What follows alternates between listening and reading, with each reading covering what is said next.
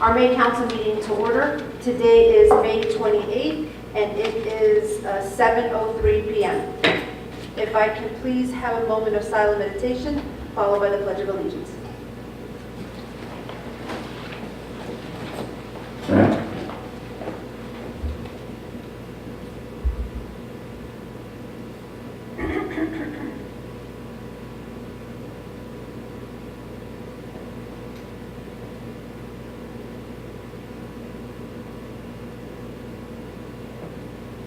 Pledge allegiance to the flag of the United States of America and to the republic for which it stands, one nation, under God, indivisible, with liberty and justice for all. Madam Clerk, may I please have roll call? Roll call, Mayor Cobillos. Here. Vice Mayor Nickerson. Here. Councilperson Mathis is not here yet. Councilperson Anders. Here. Present. Councilperson Roman. Here. For the record, Janice Jacoby, Village Clerk, Christy Elby, Village Manager, Norman Powell, Interim Village Attorney. Okay, great. May I please have a motion for approval of the agenda? Motion to approve the agenda. The motion is made by Vice Mayor Nickerson. Is there a second? I'll second.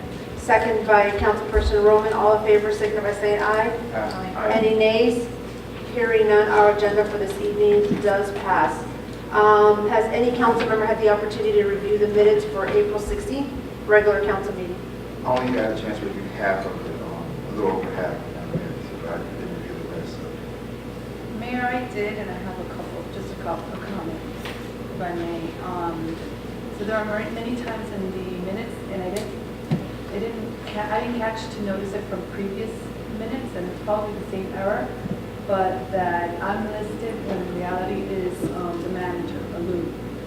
So I don't know how, I know the minutes are recorded, how moving forward we share a mic, so that might be where the confusion is. But I don't know if perhaps the clerk can verify the minutes before she sends them to the council, and before she posts them, and, verify, make sure that everything's correct, not only that it's the correct individual that's speaking. Is it speak to text? How the minutes are It's transcribed. generated? Generally, for right now, it's being transcribed. Reading through it, seems like it's like speak to text a little bit. That's how it seems. Right, yeah. So with that said, since there's errors, I'm assuming there's not a motion to pass the minutes, so let's get the minutes tabled and ask our clerk to review them to ensure that the speaker is the correct person whose notes are being transcribed from. Okay. So we'll table them to the June council meeting? I remember in the past, Madam Mayor, I believe it was last month's minutes that myself and Councilperson Mathis were confused. Yes. Were confused with that. So those have to come back on those. That was the minutes to the March meeting?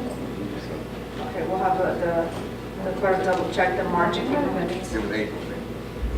Well, no, This is these are- the So there was March, pending, just the the March. ones that we have on the agenda are approved, so you should refer to March. So we need to take a look at the March and April minutes because they have Mathis as Nickerson is Mathis, and Alou is Roman, and Roman is Alou. So we may need to double check that to ensure that it's the correct text after the person's name is speaking. Okay, so we'll move into June. Okay, great. At this time, I also, I'm going to start off the meeting by doing a special presentation.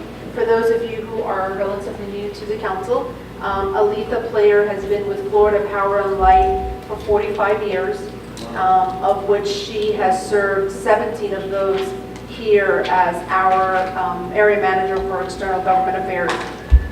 When I heard she was retiring, I was, well, technically she left us right before Irma, and I still called her. It's kind of going over little Addie Curlis, who has taken her position at least here. But it took me at least a while to get used to typing in AK, so it'll take me to Addie Curlis at fpnl.com or .org or .gov. So with that said, I went to her retirement party. Her official retirement day is May 31st. And I only felt that it was right from behalf of all of us to present a proclamation. And we also love it all the way to start our council meetings and presenting a proclamation and recognizing an individual who has contributed not just to our community, but so many other communities. I went to her, one of her many retirement parties that was well attended, and proclamations from all the city with the same verbiage. And the one consistent message that was said was, how do you do everything so eloquently and with a consistent smile? She may yell at us and she may tell the municipality that we're not going to get exactly what we need today, but she'll say it graciously with that smile, and we'll always walk over and be like, okay. So with that said, if you can join me at the podium to read the proclamation to you on behalf of the council, and thereafter join me down the bottom of the page.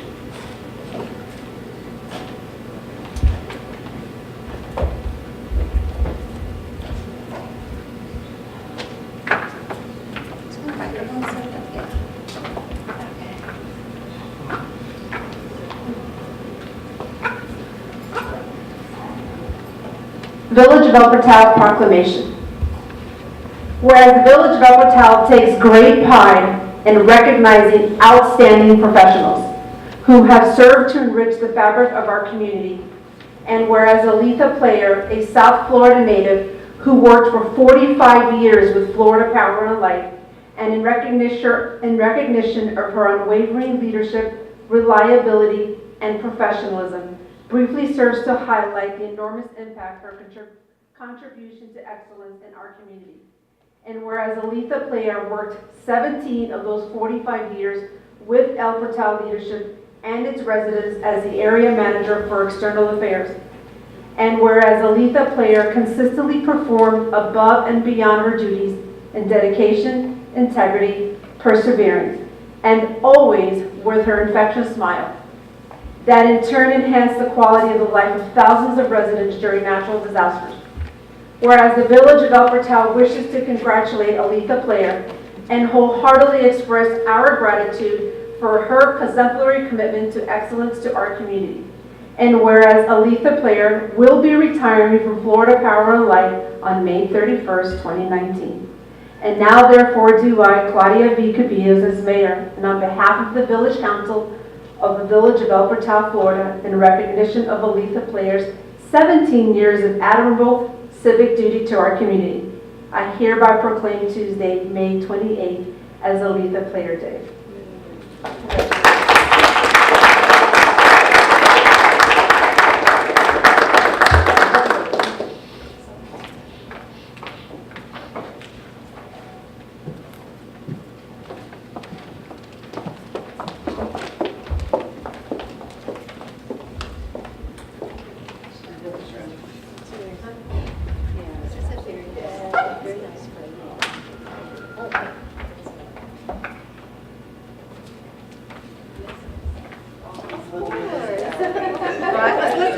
Let's go a little forward, little forward, little forward, little forward. Yeah, there we go. All right. What a good-looking group. I should say so ourselves, right?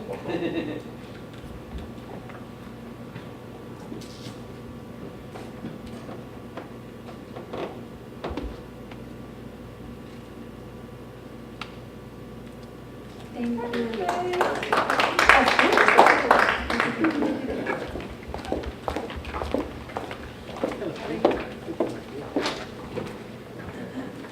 Mayor and council members, first of all, I want to say thank you very much for this public recognition. I am heartfelt with all of the warm wishes and nice comments that have been made over the last month. There have been, I think, about 6 or 7 parties, and I still have 2 more. I do miss El Portal. I miss your warmth, your kindness, and yes, I receive calls from many of you. But I've always seen my job as being to receive those calls, to do what I can to make this city more responsive to its residents. You know, after all, your calls to me came only as a result of calls that you receive, and I take that work seriously. I'm sure that I'll see you around town. I'm not leaving. I live in Aventura, And thank you very much. Thank you. God bless you.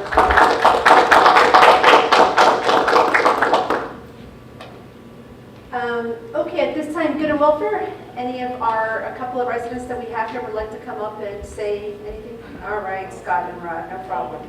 At this time, this evening, we have with us our legislative team, comprised of Richard Pinsky, Eli Nortilius, and David Roberts. So if you can join us on the microphone to give us an update on the legislative session that is just closed. Mayor, thank you very much. Council members, for the sake of our new city council member, I'm Richard Pinsky. That's Eli Nortellus, and that's Dave Roberts. We may shift around a little bit and then quiz you all, but thank you very much for the opportunity, and I'll just start off and then see if Eli and Dave have anything they want to add. This session was a new session in terms of a brand new governor, brand new cabinet, so there was still a lot of feeling out of just what was going to happen. It was also a House and Senate leadership that came in and seemed very determined in what they wanted to get done. Unusual in that usually when somebody becomes speaker, Senate president, they have an agenda knowing it's going to take 2 years. And so they kind of lay out their priorities, get a little bit of the apple, and then come back the following session. This came in like gangbusters. Speaker Oliva knew just what he wanted, whether it was MDX, some of the issues on education that he wanted to do. Senate President Galvano came in with issues he wanted to do on toll roads. The governor wanted $670 million for Everglades cleanup and water restoration. They all got what they wanted, which is unusual. I don't know what's going to happen next session because I'm sure they'll have some new priorities come in, but those issues, as well as Hurricane Michael, sort of was the overshadow of the entire session. And the water projects were handled a little differently this year. I say that because El Portal had a water project request in, had 2 of them in. Usually it's the last item to go. You have to have your request heard in the House, which we did. This time the budget came out, the water projects, the first round came out right away, which was sort of surprising. They did add a little bit at the end, so before you could even, probably intentional, before you could start doing any intensive lobbying to say, I want to get my project in right before the end, they didn't even know what the allocation was. They came out with basically $40 million worth of water projects right away. The House had their list and the Senate had their list, which again is unusual. They usually don't do that. Wait to the end and they have one list. So at the very end, the last weekend of conference, they took whatever the House had and they took whatever the Senate had and adopted them, almost $49 million in projects. So for a community like West Miami, they had $500,000 in on one side of the budget, $400,000 in on the other side of the budget, and they ended up with $900,000. So it was as though people who had never done this before were in charge. That wasn't the case, but that was very unusual, the way that they just adopted projects instead of, okay, West Miami, which you want, 500 to 400, so allowing other communities like El Portal to get a piece of the pie. So it was very, very extraordinary as far as how they actually put the water projects together. As you know, you spent time in Tallahassee.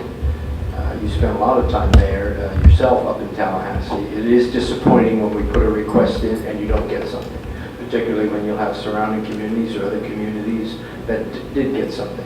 I will tell you that Miami-Dade County, as a county, got nothing. And at the end, they had 3 projects in, and at the end, they were taken out of the budget before the budget was adopted. I think that was a lot of political machinations going on, but you don't know because you're not behind the curtain.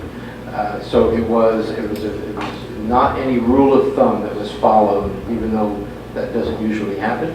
But on behalf of Ackerman, and I know Nortellus Roberts' firm feels the same way, very disappointed. Tonight, Eddie Gonzalez could not be here. He's attending the funeral, feels the same way. We have been assured that next year, even though we didn't make the end, we're going to be at the top of the list. I don't know how water projects are going to be handled next session. We've heard rumors that they're not going to go through this same process, that the governor wants them to all be vetted by the state agency first. So there is no criteria. We'll know from the veto message that when he gets back from Israel, they will be getting a budget and he will be issuing a veto message. We've heard that it is a non-veto veto message in that, okay, I'm going to approve all these water projects this year, but next year, it's not going to be done this way. Now, if the veto message is that way, then we'll have that indication. But right now, that's sort of the rumor. So I'm going to conclude and then turn this over to my colleagues with the one comment that, and I know I sound like a broken record, because those of you that have been on the council have heard me say this over and over and over again. There's more in the budget than water projects. And so you've got Indian mounds, you have community projects, you have senior programs that you can do, you have a community building here. There's so many other silos in the budget that are available, and yet everybody, to the tune of almost $1.5 billion, won in the water silo. And so, and only 50 million went out. So I would encourage you again, as we go through our planning, that we sit down and talk about what else that we can get for El Portal, that it's not a water project, understanding how important it is. But I would encourage you to go through some capital projects that perhaps enhance the amenities. I know we're not adverse to sidewalks, but there may be issues. I mean, there's just so much else that goes on in a budget that is not involved in the water project silo. I'll be happy to answer after Eli and David get through. I'll be happy to answer, as they will, any of the projects that's in your packet. These were the big issues that sort of passed. So if you have any questions, particularly about any of the issues that are in your packet, happy to answer any questions. Thank you, Richard, and well stated. The only thing I'll add is this year is going to be a unique year. The legislative session is going to start earlier this year. It's going to start in January and conclude in March. Usually, session starts in March and goes to May. Committee weeks are going to start in September, so that's like, what, a couple of months from now. And you don't wait till committee weeks to start trying to get your projects in. We got 2 brand new members that are representing El Portal now, and they're fighters. I mean, Senator Pizzle, his first year up there, did really good. Representative Dottie Joseph, first year up there, she presented both our water projects in committee, and they're ready to work too, getting them engaged early. And that's what we want to do, sitting down with the mayor and the council, probably starting in hopefully their August meeting. August meeting, but maybe before then, let them know what we want to do. So that's one thing I just want to put on the agenda right now, just let you know that session's going to start early this year. Committee week's going to start in September. Session starts in January and will conclude in March. So we're going to have a quick turnaround. Good evening. The only thing I'll add to that is jump on what Richard said. As soon as the governor returns from Israel, and they'll receive the budget, and he'll look at the budget, and he'll do some line item vetoes. Some suggest about $1 billion of different projects and whatnot. Then the agencies will be able to start working with us, and we intend to sit down with, as Richard says, the Department of Environmental Protection, if they're going to be the lead on these type of projects. So we're going to meet with them quickly and early on, because it is starting quickly. The first committee meetings are in mid-September, 2 in October, 2 in November, 2 in December, and then January 14th, I believe, is the start of the session next year, 60-day calendar session. So we'll need to ramp up really quickly on that.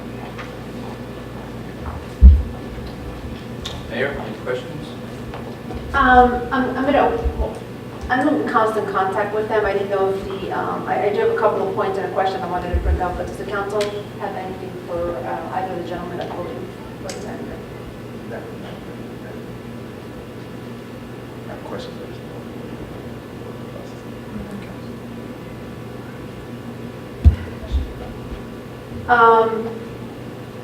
A couple of things. So, yes, I know the session starts early. The manager and I, we sent you an email in the hopes that maybe we could have met earlier today or maybe even tomorrow, but clearly that doesn't look like that's possible. July would be better than August. We don't have an August meeting. August. Yeah, no, August is our state of the village, and I would like to be able to meet in July to be able to convey another message to the residents for the new year, yeah.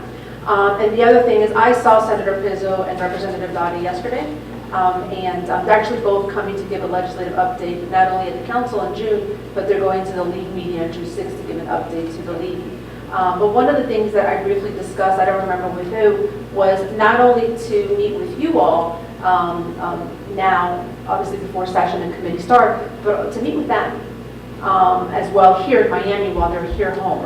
And I know August is their recess month for the most part, I think it's August, I don't know, August, July. So that's something to really take a look at, is to meet with them while they're here, because, you know, I'm a big fan, and I'm the first one to say that, let's get revenue for senior programs or what have you. But at the end of the day, infrastructure is what's crucial to us, and that's our foundation. So it's really, how do we get that message where there needs to be more money so that, it's sort of equitable to the municipality, so that one doesn't get more. And we all know what that looks like, but that's really our big ask, and it's probably always going to be our big ask. And I think that's the same for every municipality. Because yeah, we can come up with a project here and there, sidewalk sounds good, but the little CITT money that we have, we can use that in conjunction with what we can ask Tallahassee, but it's going to be infrastructure. I mean, fundamentally, it's septic to sewer and the outfalls, and it's going to perpetually be that because, our city is going to be 82 this year. So with that comes aging and the need to maintain that. That's really it I have from my end. It's completely unfortunate that we cannot have a session like we did in 2017, but it is what it is. It's the way the dice has been rolled this year. Yes. Madam Mayor, one quick question. So if, so like you said, Madam Mayor, you're 100% correct. Infrastructure is our #1 focus, and that's what we need for our village. But is there ever a limit as far as not only what a city receives, but as far as the amount of energy that you all have as lobbyists to what you can put your energy behind lobbying? Because let's say, is it possible that we still put the same amount of money and the same amount of requests out for the water projects that we need, but equally we put out requests for other things? Can you guys facilitate as far as manpower and stuff, pushing all of those things equally? Or is it that, oh no, we can only focus on, a few things at one time, therefore the water project, if that's what you want, that's the only thing that we can focus on. But if not, we can put out many more things and get back at least, more of that. I'll answer that. Let's see if Eli or David want to chime in. The answer is absolutely. Our bandwidth is wide.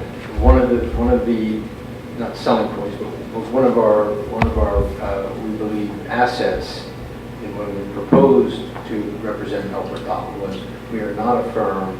There are some firms, and they're great firms, but they specialize in local governments. So they will go to the legislature with 15, 20, 25 different cities or counties in their quiver. And it's very hard for a legislator to say, okay, so you have, how do you want to divvy up the money? So between us, we purposefully limit our local government representation, because you just can't do it. You really have to be very certain that we love El Portal and we treasure it. And so the short answer is yes. As many requests, and I wasn't, I'm sorry if I misrepresented, I wasn't trying to say exclusively one or the other. There are communities and legislatures that put in 15 requests for one community. I mean, everything. Just put in everything you can, and you're basically throwing it against the wall. There is no formula. And some things hit, some things don't. Everyone will tell you there's always an excuse. Well, this person's a freshman. That person didn't like that person. It's not done. It's not rocket. It's not done that way. It's more like, okay, well, El Portal won that one. I mean, it really is kind of that way. I mean, it's like a lot of who, what you know, but who you know. But I say I'm a big fan of put in as many different requests as you can. Of course, we're going to push for water projects, and you do deserve it, particularly the one on Northeast 2nd, because that is a regional project. Any of the outfall, sea level rise. But again, Miami-Dade has some significant impacting large region projects that were yanked at the end. So there's no telling what the legislature's going to feel like next session. Yeah, and in closing on that point, the other discussion that we had with Senator Pizzo and I had with the mayor at Miami Shores yesterday is regional collaboration. Because one of the things that I believe Bay Harbor, Bell Harbor did was they did a collaborated effort. And how that looks like, I mean, we've not done that before, but if 3 small municipalities got together and worked together with their lobbying team, what that could look like. And that was one of the things that I know when we talked about briefly. I think you were there, and you were there when we spoke about that. I was Senator Pizzo. He was like, that's sort of what he was thinking for the new session, to perhaps do something like that with Miami Shores as it relates to, especially septic sewer, because we're all connected in terms of, you know, how that's going to look like and how that works. So, another thing for the summer. Okay. All right. Thank you. You don't want to know about hemp or smokable marijuana, nothing? Nothing. I thought that would catch, really, a single question, okay, good. No, we just have vegetable gardens in the front lawn, but okay. Yeah. Ms. Alita Player, thank you for being here. I will get those pictures to you as soon as the meeting is over. Thank you so much. Thank you, gentlemen. Thank you for being here. At this time, that was H1. We're going to go right into our resolutions and ordinances. If we can ask the attorney to please read ordinance 2019-01, the repeal of Sergeant Carter, second reading. Ordinance number 2019-01, an ordinance of the El Portal Village Council, amending Chapter 18, Article 2, Sections 18 through 16A, B, and C, entitled Public Safety Department of the Village of El Portal Code of Ordinances, and providing for an effective date.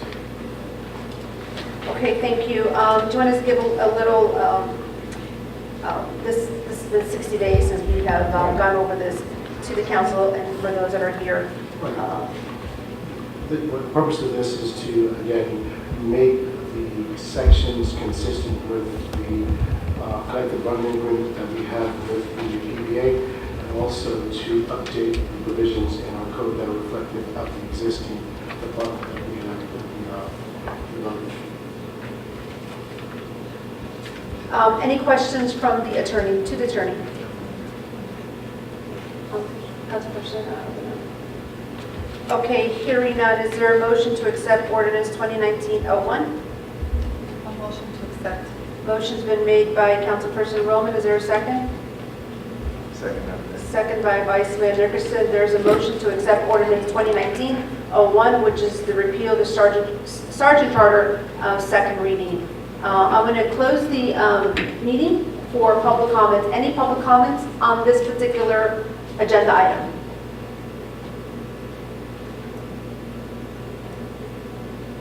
Okay, hearing none, I'm going to close the public comments and open it back to the council. Any comments before I request a roll call? I just have one question.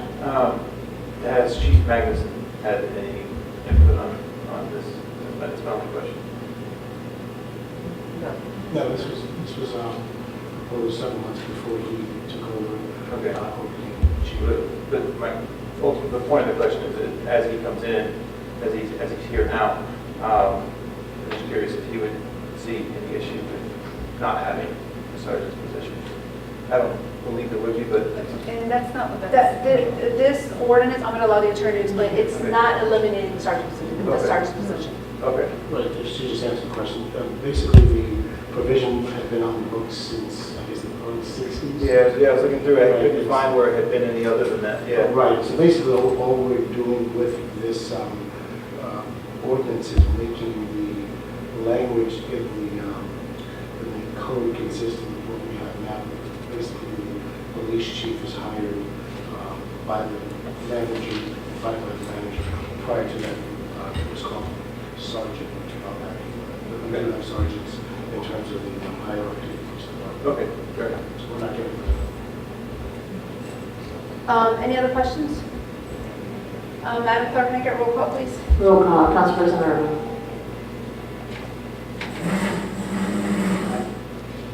You're voting. Yes. Councilperson Roman. Yes. Vice Mayor Nickerson. Yes. Mayor Cubillos. Yes. Motion passes 4-0.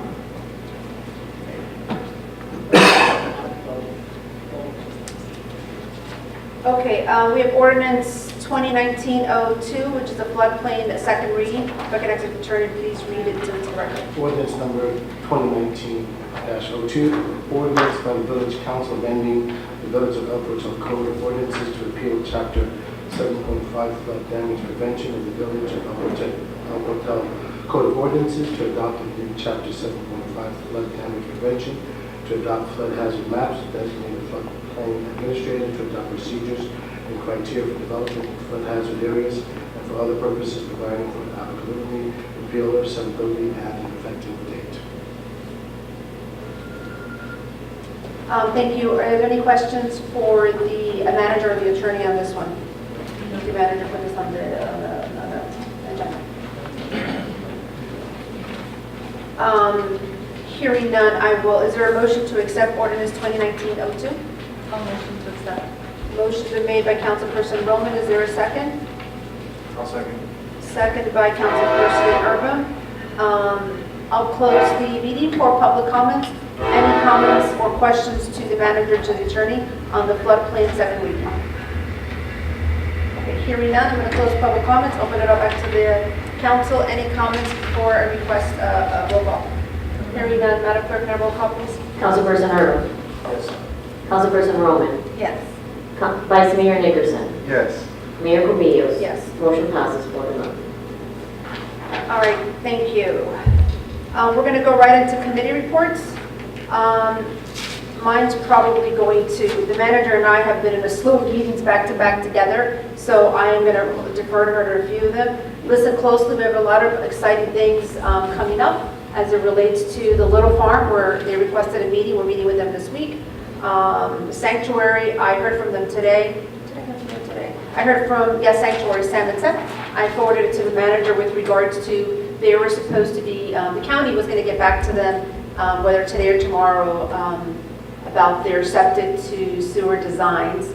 Yes, no, their septic designs for the sanctuary, which the county has been going back and forth with them, and we are hoping, that's all they are pending to be able to move forward the sanctuary. And the sanctuary is the old Raider Church, which is right in Northeast 87 and Northeast 2nd Avenue.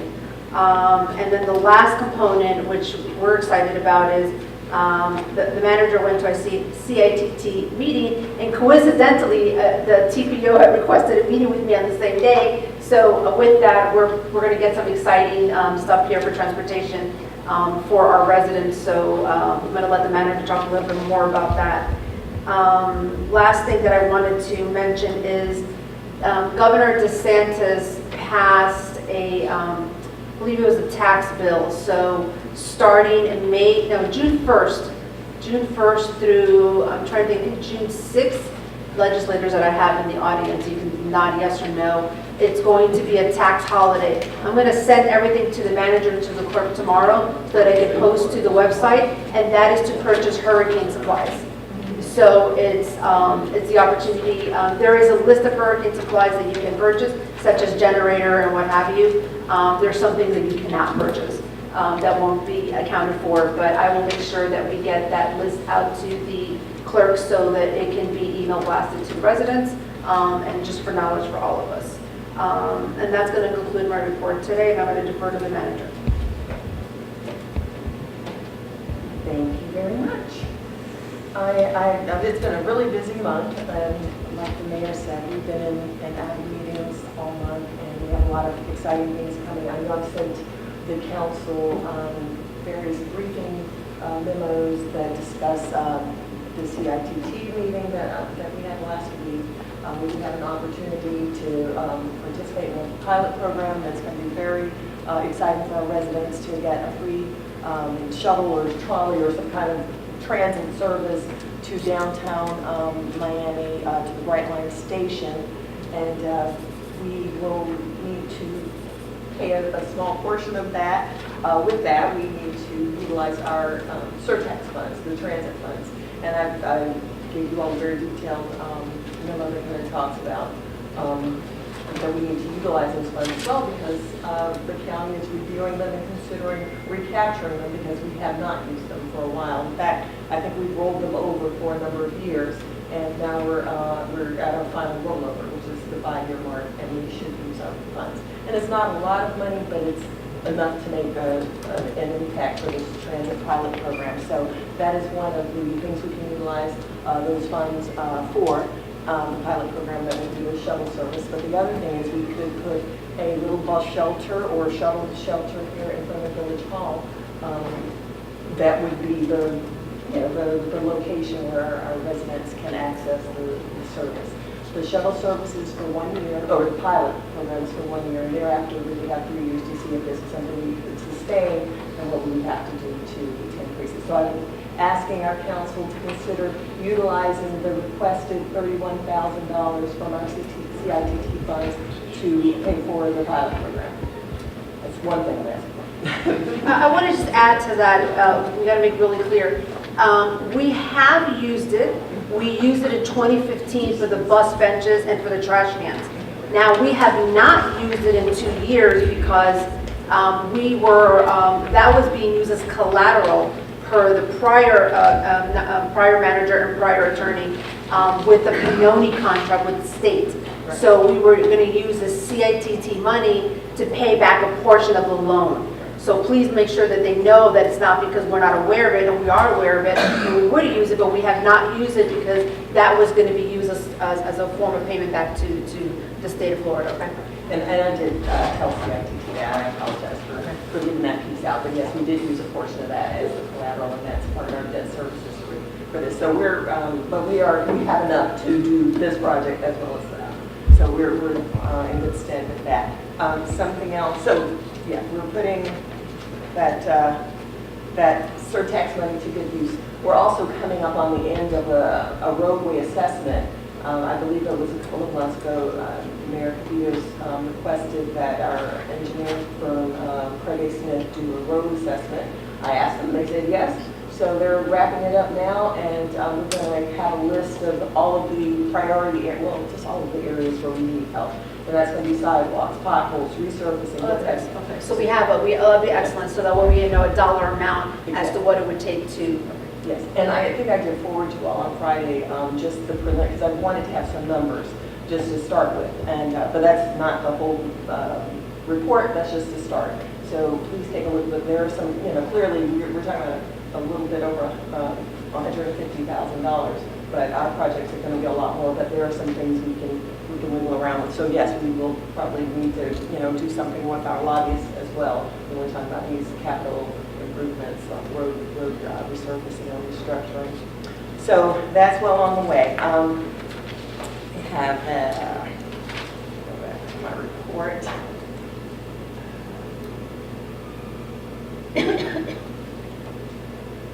I've also inquired about the LED lighting that I think it was Councilperson Roman asked me about. I've spoken with some independent or some private sector providers as well as FPL, Addis, Perla, and Addis actually had a good option. She says she will present us to FPL for a pilot program. So I'm hoping to get more information with that. We spoke last week, the week before last, about it, and so hopefully that's a way we can get some LED lighting in here to get in that pilot program. Otherwise, I have received some quotes for LED lighting for the rights of way. I prefer to do a pilot program, but I'll keep you informed on that one too. Let me go back to my report. I will let you know that on May 15th, the Attorney Powell and I, as well as Chief Magnuson and our CPA Rod Harvey, participated in the El Patel Police Department collective bargaining agreement reopener, and we are still working some of those logistics out, but we did have a very, I thought, very fruitful first meeting, and I think we will walk away with some things that everybody is happy with. Our Chief Magnuson has been doing very well in his first month working with the village, and he has made tremendous strides with some administrative matters in terms of police policies and personnel matters. He's also been working with the village attorney to get MOUs rewritten and reissued. We have 30 that we need to have renewed, so he will be doing that in the next few weeks. marshaling the 30 new mutual aid agreements with other agencies. He's also working with Principal Lawrence and discussing summer training for active shooter at the schools, as well as working with the Miami-Dade Intercoastal Intel. He's been representing the village there and had had a very good first meeting from what I understand. He's shared that with his police staff as well. And he continues to work with me and the council in addressing the priorities outlined by McGrath and the priorities that Councilor President has identified as well. So we'll continue to work together. Our planning and zoning continues to be very busy. We have 2 village comprehensive plan workshops coming up. One is Thursday, June 13th at 6:30 here in Village Hall. This is an opportunity for our residents to come out and participate in the comprehensive plan and have, we're due for some change and some updates. So this is a time to really have your voices heard, and we encourage our residents to come for that. That's June 13th, 6:30 p.m. And the second one is scheduled for September 4th, which is a Saturday at 1 p.m. And we are moving forward with our Soul Smart Solar Readiness Program. We are at bronze level. We have our checklist on the village website. We'll be blasting that out to residents who want to make their homes solar compliant, and this is a really good thing for the village. It's going to be tremendous for us all, so we're happy about that. We are doing the hurricane preparedness tree trimming that will be starting on June 10th. At 8 a.m. and the village will be clipping all of our right-of-way landscaping, or our trees, not landscaping. My mistake there. So Mitchell Landscaping will be conducting those, and we had it coincide with our June bulk pickup, so that could kind of defray some of our costs, as well as have it move a lot faster than it did last year. So that is happening. We are not going to talk about that. I'm going to try to move quickly, but there's so many things. I told you about the lights. And we're at the final stages of our village's financial audit and mid-year budget review. We are having some meetings with the vice mayor, and we'll be meeting with the mayor and any other council persons that want to discuss specifics when it comes to budget. But we will be presenting something to Eminent Finance at the June 4th committee meeting, and there are some budget or some financials that were presented for today. And if you have any questions, just let me know. But we're on schedule for that. I have discussed this before, that we are having the roof fixed, and so that is an allocation that I'm asking that the council. I've already asked the committee, but I'm asking full council now that we allow the lien settlement money that I got for us a couple of months ago to be allocated for the roof repair. The roof repair is $56,000. I've received 3 quotes and gone through the process, but I hope you will support us as we get through this and utilize those funds for that specific use. And also I'm asking that you please accept my recommendations and move forward with our debris management RFP awardees, as well as the debris hauling RFP awardee. And then we can start formalizing things and have our meeting with them so we can be hurricane ready as well.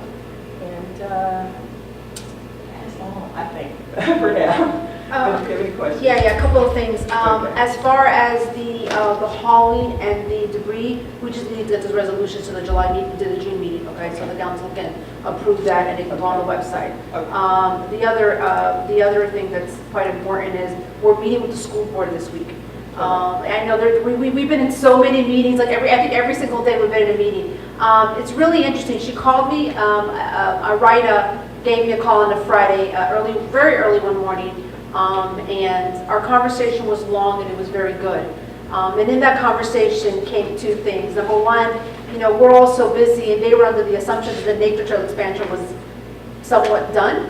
And when they were aware that when she was made aware that all of the departments had to sort of align to get that together, she was really calling me about the easement for septic to sewer. But as a result, when we meet on Thursday, I believe, Thursday, it is really to see how can we allocate, how can they allocate an easement for us for the septic sewer, and how can we get the nature trail expansion all done? Like, how can we just make this all happen? So I have hopes that that is going to be a very good meeting because they reached out to us. So with that said, I think that that could really be a wow factor for us, but we're not gonna, talk about it too much. The last thing that I want to commend Councilperson Roman. The 5K was truly a great event.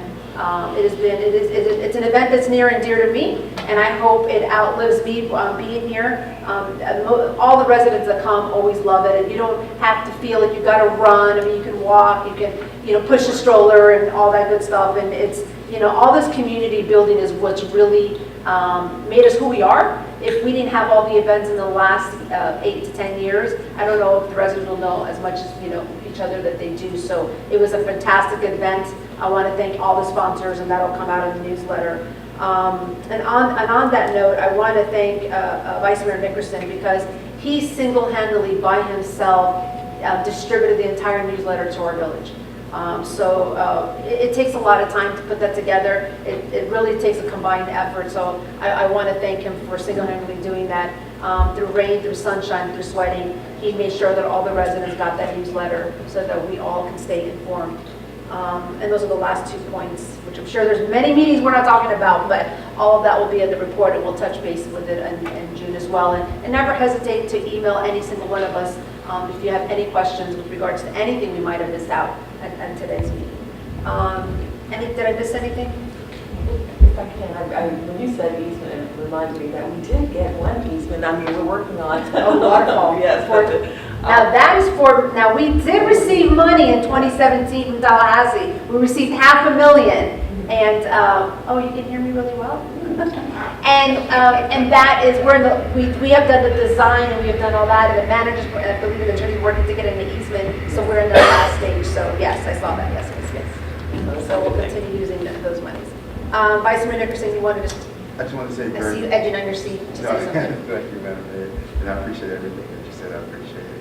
I just want to say really, really quickly, or ask a question. So for the, as you correctly pointed out, in the next meeting, we'll bring up the for the debris reserve. But she also mentioned the money for the roof, which in Councilperson Urban's meeting, that's when it was first passed in your committee. But so when are we going to bring? Like, what do we do? Like, what's the next step for that? Well, I emailed the manager and I asked about the budget amendment, if there is one. When we allocate a budget for the year, let's say it's $1 million. If we by mid-year mark are trending to spend more than that, we must do an amendment to the budget through a resolution, and that will come to the June meeting. If we are trending to not go over our budget, there is not going to be an amendment. And the reason sometimes we may be trending to not go over our budget could be, as the manager stated earlier, we received an unexpected a collection on lien settlement. House probably got sold. There was probably, I know many residents think that we don't put liens on the properties, but it all comes to fruition when a house is sold. So when a house is sold, usually the seller or the buyer comes to see the manager and then negotiate the settlement on liens. With that said, because I actually looked at the financials and I saw that the revenue for liens were way higher than what we anticipated as far as the budget, because we budgeted the revenue, we budgeted the expense. So we're probably not going to exceed the budget, but then it all depends. I mean, we'll know that for June. And if it does, then the amendment will come before us and all that. And in the amendment is going to say the roof cost this cost that, and that allowed us to overspend on the budget that we planned for the year. Because the budget is planned by totality and by department, but the end is the totality. Sure. Any other questions? Okay, hearing none, our village attorney. Thank you, Madam Mayor. Manager pretty much highlighted a lot of what's been going on, but I'll just follow up with some additional information. With regard to the opener, it did send the PDA a red line version of the pilot program for take-home vehicles. So I should be expecting to get back their comments hopefully sometime later this week and have that presented at the public safety committee for consideration. In addition to that, after a couple of weeks, a couple weeks ago, we met with the owners of the 495 Northeast State 3rd Street property, and I finally heard back from their attorney.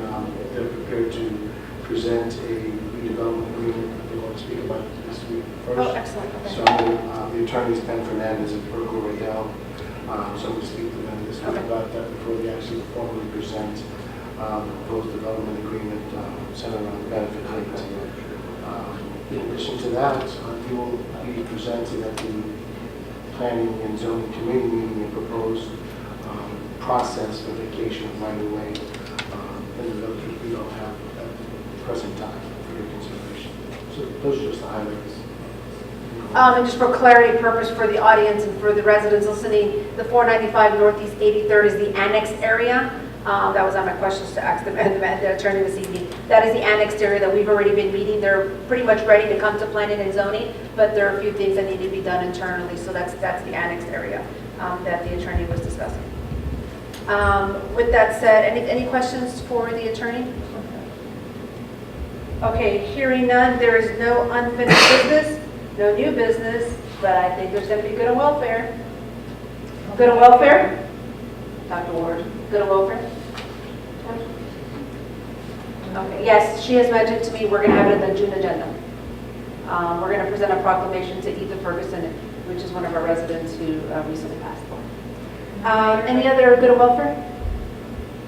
Okay, hearing none, I'll open it up to Go council. over the 5K real quick. Yes. I just wanted to Put the unfinished business. thank the sponsors again for the 5K. We did have a wonderful turnout. I believe we may have had the most registered runners and walkers at 73 people in total. But I'm waiting to get the numbers from the history since 2015 so that we can just sort of have a track of how many have attended from 2015 to now. And we can maybe take a look at what other marketing we can do. What we did differently for this one is that we put it on runsignup.com, so it was a website for runners. And so we did get people from Southwest Miami, Doral, that joined us because they saw it on the website. So that did help in getting the 73 runners and walkers. Our principal sponsor was Professional Consulting and Management Group. Want to definitely thank Danny Reyes for that. Major sponsors were Waste Management and Rosa Studios. He's a resident who designed the 5K t-shirt, and it was very popular. Everybody loved the shirts. Unfortunately, we did run out of shirts. Some people wanted, some to try to order some more. And then a supporting sponsor was Kidstown Pediatrics. I believe this is the second year that she's sponsoring the event. So thank you. And community sponsors were Orange Theory, the Women's Club of El Portal, and Renegade Fitness. So thank you again to our sponsors. I will include in our next newsletter a lot more information in regards to the winners and everything. It was really a great event, so thank you. And some pictures. I just got the pictures today, so thank you. Excellent, thank you. Any other comments before I, yes? I just want to thank Maggie from Chairwoman Audrey Edmondson's office, who's been working with me and helping with the development, the septic plans for the Northeast 2nd Avenue property, the sanctuary project. So we will continue to work together. Thank you. It was a rough day Friday for us, but we'll keep working together. So thank you, Maggie. And for attending our 5K. And helping so much at the 5K, so thank you. And village manager, thank you. You did a lot for, and the police officers also. Our chief Brand and Juan and his age group, so it was really just a great event overall. All right, good job. With that said, do I have a motion to adjourn? Motion to adjourn. Motion's been made by Councilperson Roman. Is there a second? Seconded by Councilperson Urban. All in favor, signify by saying aye. Any nays? Hearing none, our meeting adjourns at 7:58 p.m. Thank you. Wow.